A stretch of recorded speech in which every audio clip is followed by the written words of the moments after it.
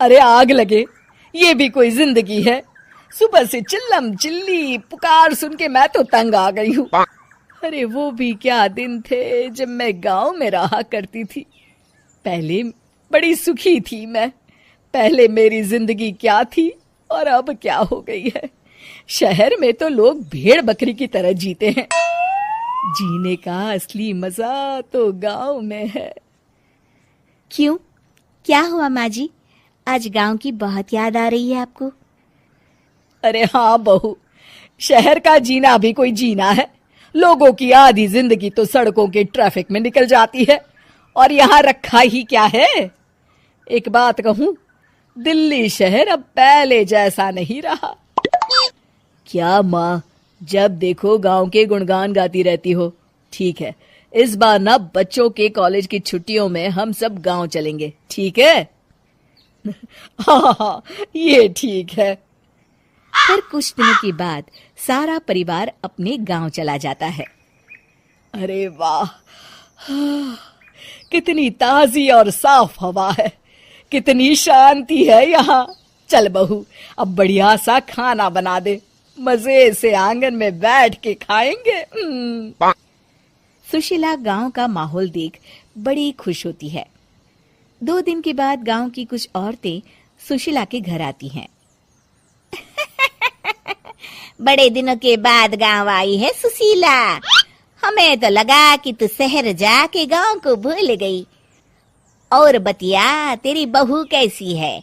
जरा मिलवा तो उससे। अरे मेरी बहू तो लाखों में एक है। बड़ी किस्मत वाली हूँ मैं जो मुझे जानकी जैसी बहू मिली है। हमेशा मेरी सेवा में लगी रहती है और आज तक कभी पलटकर जवाब नहीं दिया उसने। सुशीला की बातें सुनकर सभी औरतें हंसने लगती है।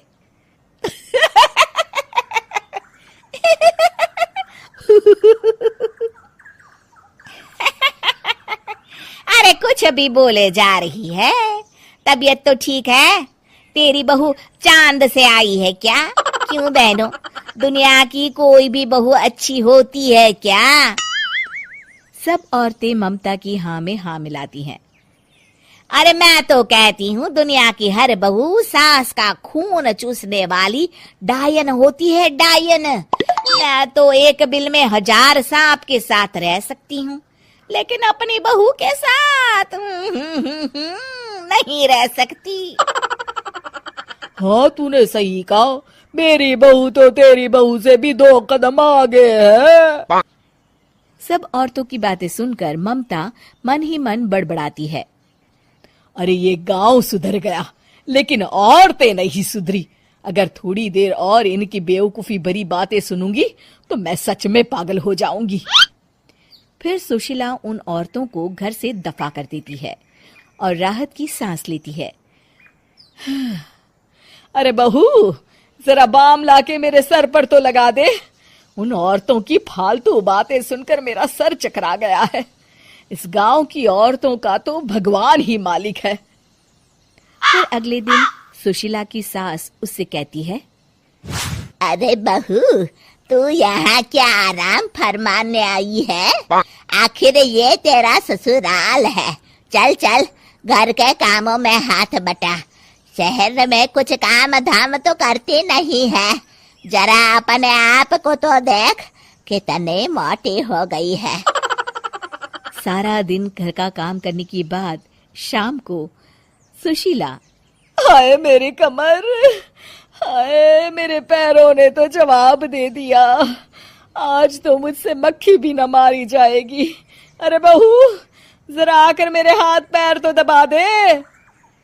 जी माँ जी, अभी आती हूँ।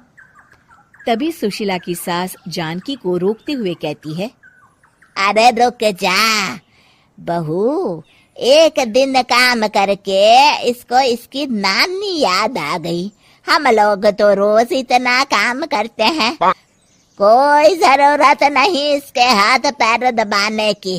सुबह तक सब ठीक हो जाएगा। सुशीला अपनी सास की बातें सुनकर हैरान रह जाती है। इस तरह धीरे धीरे गांव आने के बाद सुशीला की परेशानी शुरू हो जाती है। फिर एक दिन अरे आज तो मैं कपिल शर्मा देखूंगी क्योंकि आज संडे है। सुशीला जैसे ही टीवी ऑन करती है तभी बिजली कट जाती है। अरे सत्यानाश, इस बिजली को भी अभी जाना था। इतने दिनों से मैं टीवी सीरियल देख नहीं पाई। हमारा देश इतनी तरक्की कर रहा है, अरे पता नहीं ये गांव कब सुधरेगा। अरे अब तो 2 दिनों के लिए बिजली को भूल जा, ये तो यहाँ रोज की बात है। अब इस अंधेरे में रहने की आदत डाल ले। हाँ हे भगवान, अब क्या होगा? ऊपर से इन मच्छरों ने जीना हराम कर रखा है। दूसरी तरफ घर के काम कर करके और बिना किसी सुविधा के सुशीला तंग आ जाती है और उसे शहरी जीवन याद आने लगता है। क्यों माँ, मजा आ रहा है ना? अरे आपने ऐसी सूरत क्यों बना रखी है? मुस्कुराइए, अब हम गांव में हैं। मोहन के साथ जानकी भी अपनी सास की खिंचाई करती है। हाँ हाँ माँ जी, आप ही तो यहाँ की बड़ी तारीफ कर रही थी। फिर अभी तो कुछ ही दिन बीते हैं, वैसे भी अब तो आप यहीं रहने वाली है ना? अरे नहीं नहीं बहू, मैं एक दिन और यहाँ रुकी तो मर जाऊंगी। मुझे शहर ले चलो। क्या दिन थे, कितनी सुखी थी मैं वहां। ठीक है माँ, हम कल ही वापस शहर चले जाएंगे। इस तरह सुशीला शहर आ जाती है और फिर कभी दोबारा गांव जाने की जिद नहीं करती।